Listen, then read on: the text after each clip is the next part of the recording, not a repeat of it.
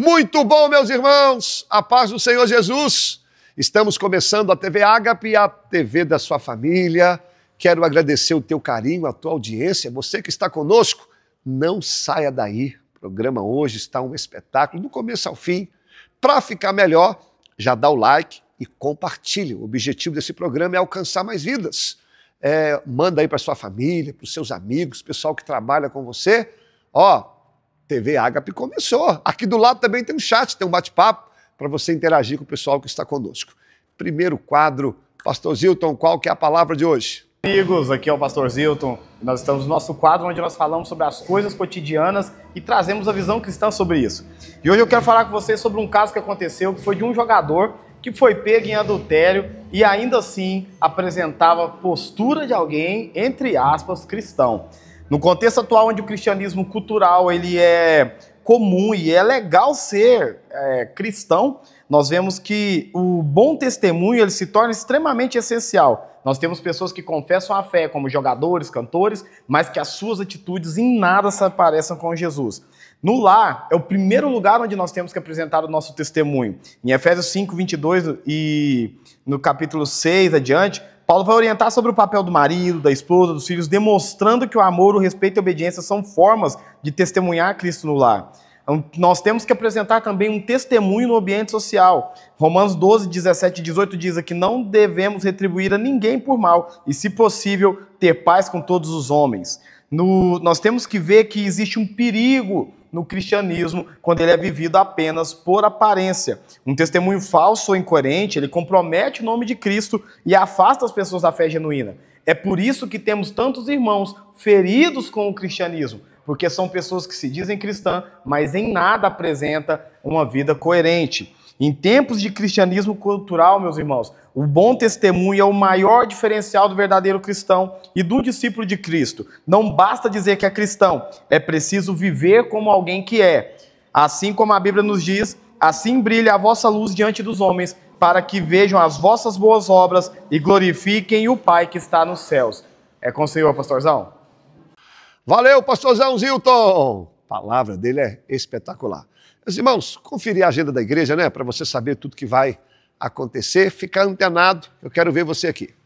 Pessoal, eu quero passar a agenda da igreja para você conferir e saber tudo que está acontecendo na igreja. Então vamos lá. Segunda-feira nós temos o culto de oração a partir das 19h30. É o culto onde a gente ora como igreja e quero você aqui com a gente. Toda terça e quinta nós temos culto nos lares. Nós temos uma equipe aqui muito boa, muito bem preparada para levar o evangelho até a sua casa. Quando você quiser um culto na sua casa ou na casa de alguém, nos procure que a gente agenda. Quarta-feira, culto da vitória. Esse culto é maravilhoso. Nós damos uma oportunidade para os pregadores e pregadoras da casa, que por sinal são excelentes. Nesse culto também tem um momento onde nós levantamos um clamor pelas causas impossíveis. Sexta-feira, culto da palavra.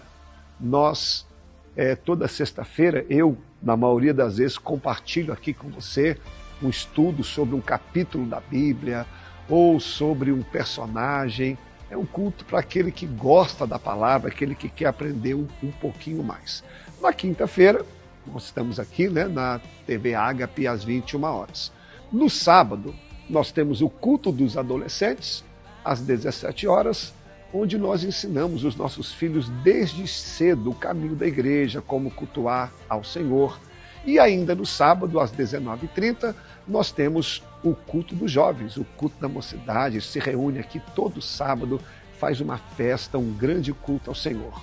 No domingo, nós temos às 9 horas a nossa EBD, a nossa escola bíblica, onde nós separamos um tempo maior para o aprendizado do Evangelho, para você que gosta de Bíblia mesmo, todo domingo às 9 horas.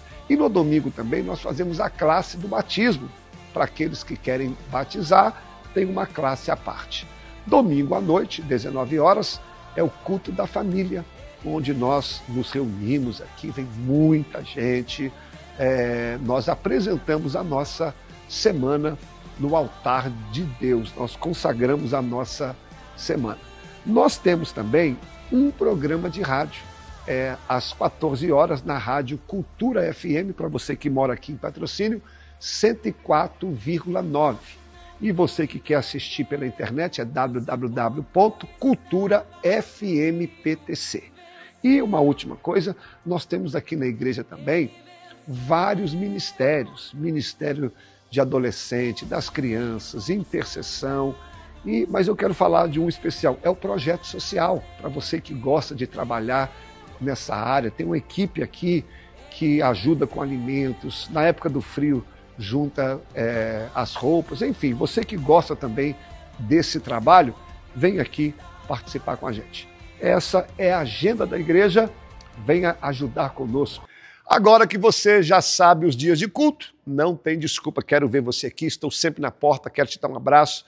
E esse mês nós fizemos o nosso segundo batismo do ano. Sempre quando tem batismo é uma festa, é uma alegria. A Bíblia diz que há festa no céu quando um pecador se arrepende. Agora você vai conferir um pouquinho como foi aí o nosso batismo. Que bênção, parabéns aí aos irmãos que desceram as águas. Vamos lá.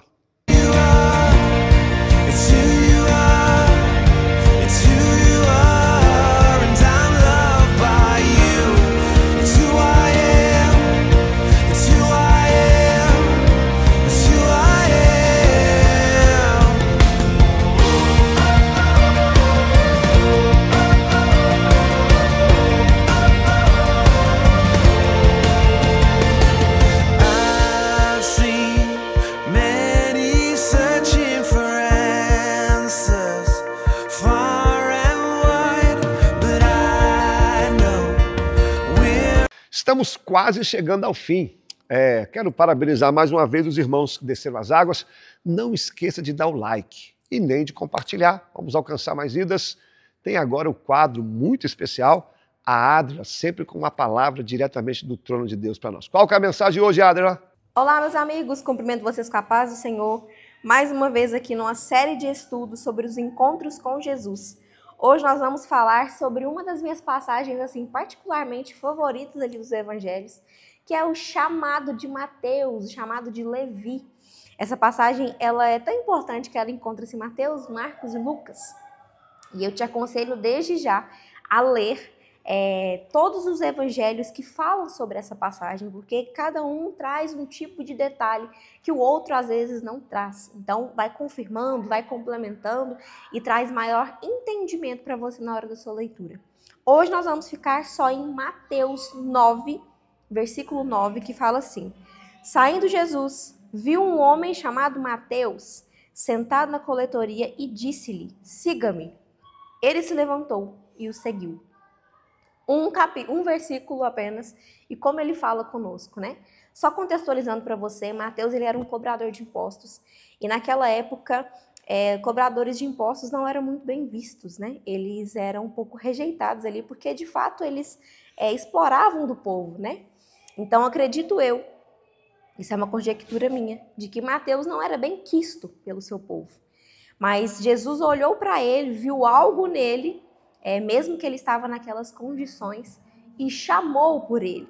E imediatamente, isso é o que mais me chama a atenção na história dele, ele seguiu Jesus. Depois tem uma história ali onde eles vão se assentar, ter um banquete, é uma história muito bonita, por isso que eu te aconselho a ler. Mas quais são as lições dessa passagem? A primeira delas, que muito fala comigo, é sobre Jesus chamar quem ele quiser. Nós temos a impressão, muitas das vezes, por religiosidade, por julgamento, por problemas mesmo com a graça estendida à vida do outro, mas nós não entendemos muitas das vezes por que Jesus chamou uma pessoa pecadora, por que Jesus pode dar uma oportunidade para uma pessoa que vivia errando lá no mundo, ainda vive errando na igreja, mas Jesus, ele chama quem ele quer. Jesus não está limitado a chamar somente pessoas perfeitas, pessoas de dentro da igreja, pessoas que são reconhecidas dentro da igreja, mas não, pessoas que podem ser pecadoras, pessoas que podem ser limitadas, pessoas que podem ter um histórico, um passado triste e vergonhoso. Jesus pode chamar essas pessoas e fazer delas novas pessoas, fazer delas pessoas que vão pregar para multidões, pessoas que vão alcançar, pessoas que vão curar, pessoas que vão orar, interceder, pessoas que vão salvar, pessoas que vão libertar, ajudar, né, a libertar e a salvar outras pessoas. E isso aconteceu com Mateus, um cobrador de impostos, né?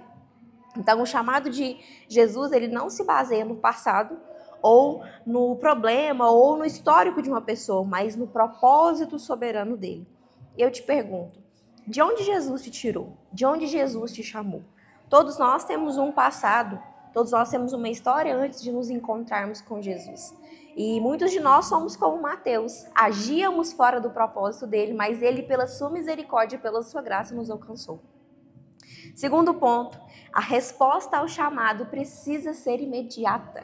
É muito lindo ver que Mateus, ele foi chamado e levantou-se e seguiu Jesus. Então, isso me ensina que o verdadeiro encontro com Jesus, ele começa assim com uma decisão, mas ele precisa de uma resposta imediata. Qual tem sido a resposta imediata para o chamado de Jesus? Eu tenho certeza que ele está te chamando, que ele está falando com você. E como você tem respondido a esse chamado? Nós temos aqui o exemplo do Mateus, para nos ensinar a largar tudo e seguir Jesus, porque vale a pena. E o terceiro ponto que eu gostaria de tratar é que o encontro com Jesus, ele transforma as prioridades. Nós vemos aqui Mateus, antes de ser chamado, vivendo ali uma vida para cobrar impostos, para explorar pessoas. Mas logo em seguida ele abre a sua casa e coloca pessoas lá dentro, pessoas de má fama, de má reputação, porque ele já não mais se importava com isso, afinal ele tinha sido chamado pelo mestre. Então, quem é alcançado pelo evangelho quer também que outros sejam alcançados. Então, isso para mim é o maior ponto dessa passagem. O encontro com Jesus, ele nos faz querer que outras pessoas também se encontrem com ele. E eu te pergunto, desde que você se encontrou com ele, você tem deixado essa chama queimar no seu coração?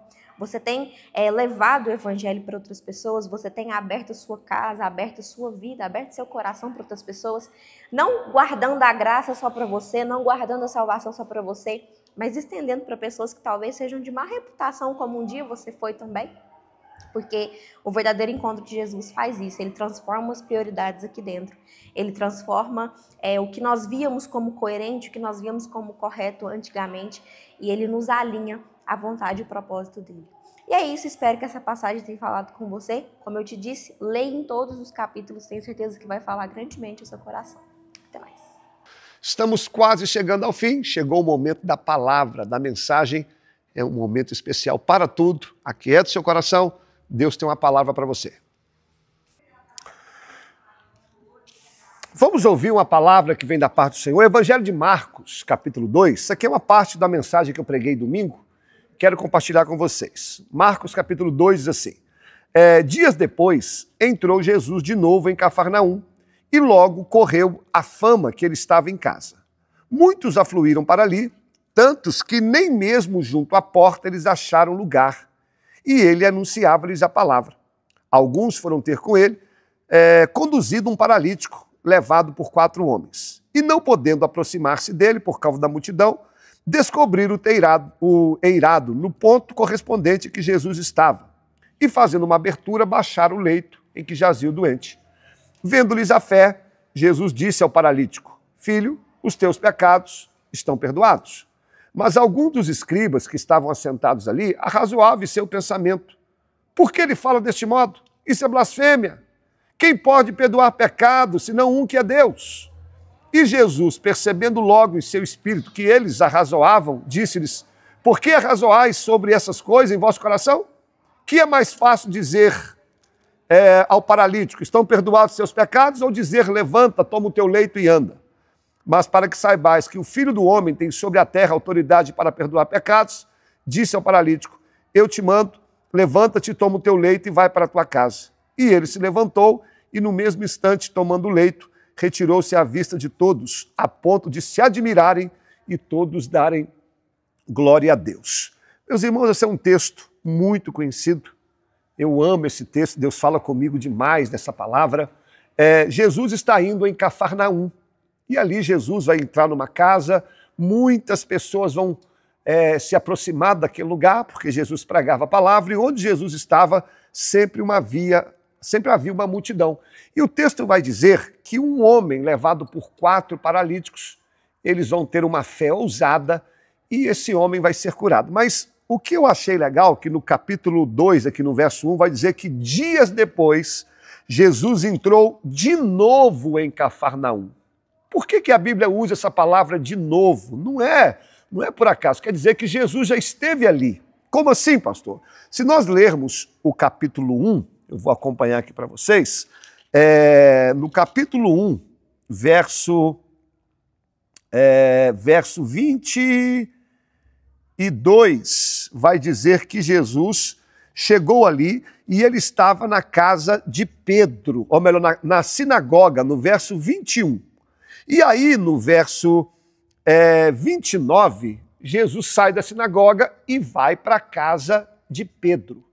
E logo após, na casa de Pedro, Jesus vai para o centro da cidade, isso vai dizer o verso 32 e 33 e 34, ou melhor, na casa que ele está, vão levar ali todos os enfermos que moravam naquela cidade, mas o verso 34 vai dizer que Jesus não curou a todos.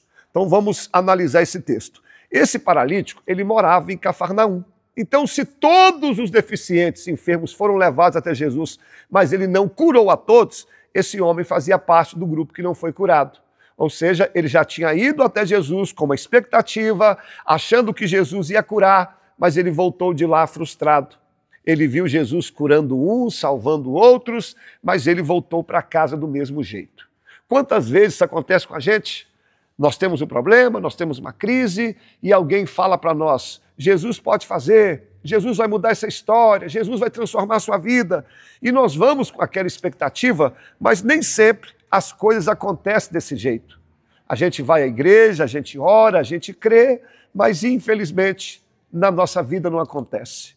Mas aí esse homem ouviu uma palavra, ele ouviu alguém dizendo, Jesus voltou em Cafarnaum, Jesus está aí. E ele poderia pensar, não, eu não vou, eu fui lá uma vez, ele não fez na minha vida, o que eu vou fazer de novo? Não, mas ele não age assim. Mesmo não recebendo o milagre da primeira vez, quando Jesus retorna lá, ele levado pelos seus amigos, ele vai ao encontro de Jesus e vai ser curado. Essa palavra me ensina, sabe o quê? A não desistir. Ainda que você não tenha recebido o seu milagre na primeira vez, ainda que Jesus não tenha feito da maneira que você esperava da primeira vez, Deus é Deus da segunda chance. Deus é Deus que pode fazer outra vez, Deus é Deus que vai te dar uma oportunidade. Não permita, porque as coisas não aconteceram da maneira que você esperava, que você fique frustrado. Não, Deus vai te dar uma segunda chance. Jesus vai aparecer mais uma vez e não permita que as derrotas, que os fracassos, as decepções tomem conta do seu coração. E esse homem, a Bíblia vai dizer que ele era um paralítico, alguém que não andava, que tinha problema nos membros inferiores. Como que esse homem poderia chegar até Jesus? Talvez esse homem tivesse orado, Senhor, me faça andar. Mas Jesus não fez isso. Jesus colocou na vida dele 4 amigos, 4 pessoas que o levaram até Cristo. Por quê, pastor? Porque quando Deus quer nos abençoar, Deus nos dá coisas. Deus nos dá casa, nos dá emprego, nos dá carro. Mas quando Deus quer mudar a nossa vida, aí Ele coloca pessoas na nossa história. Pastor, melhora? Melhoro. Deus vai colocar alguém na sua vida. Deus vai colocar amigos, Deus vai colocar pessoas que vão te conduzir até o milagre. Deus vai colocar pessoas certas na tua vida que vão estender a mão, que vão ser agentes dele para que você receba o milagre que você tem orado e que você tem buscado. Amigo de verdade é amigo que te leva para perto de Cristo. Amigo de verdade é aquele que te leva para perto de Deus. Então eu vou ser mais ousado aqui. A partir desse dia, quando você está ouvindo essa mensagem, Deus vai tirar pessoas erradas da tua vida.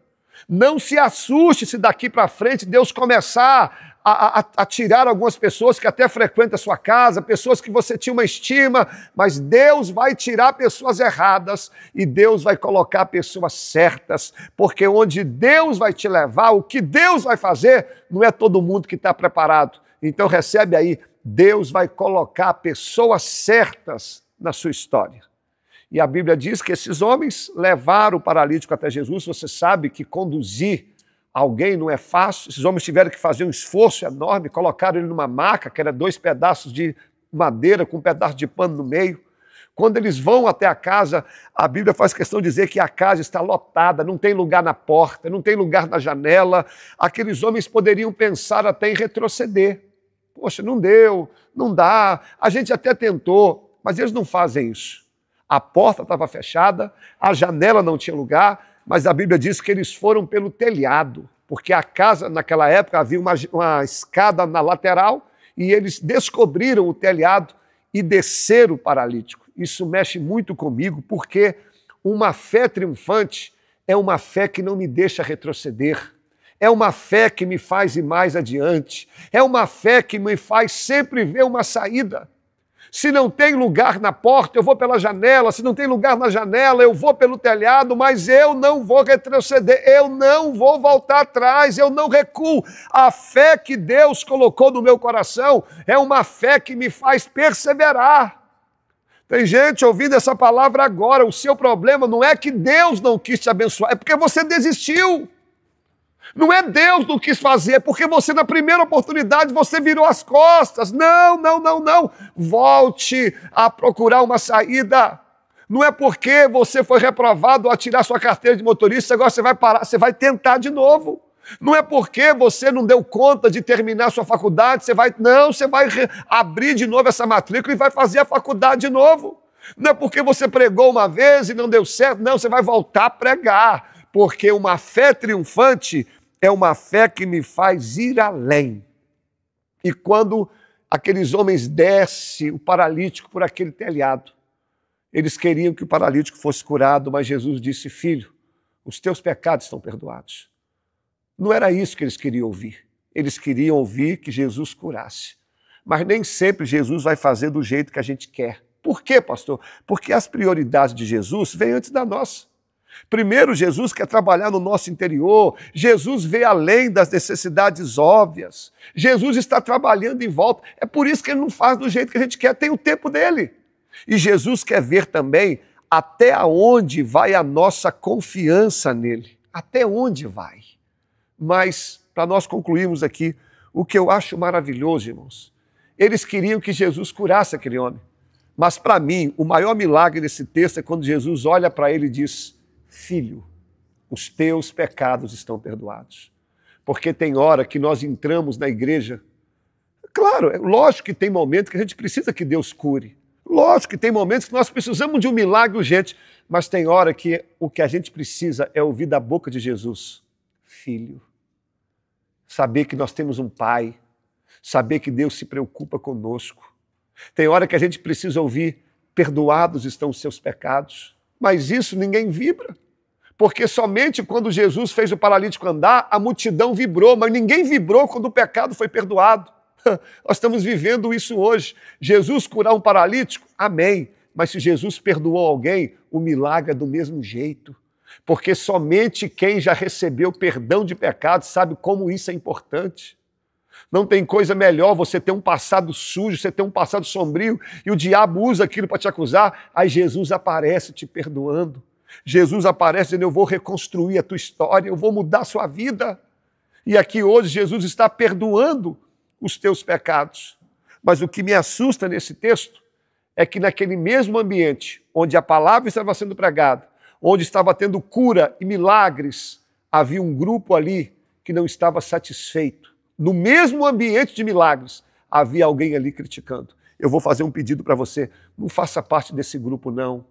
Quando você estiver num culto religioso, onde Jesus estiver, não faça parte desse grupo que está ali para observar, para criticar, não. Faça parte do grupo que vai adorar. Faça parte do grupo que vai receber tudo de Jesus.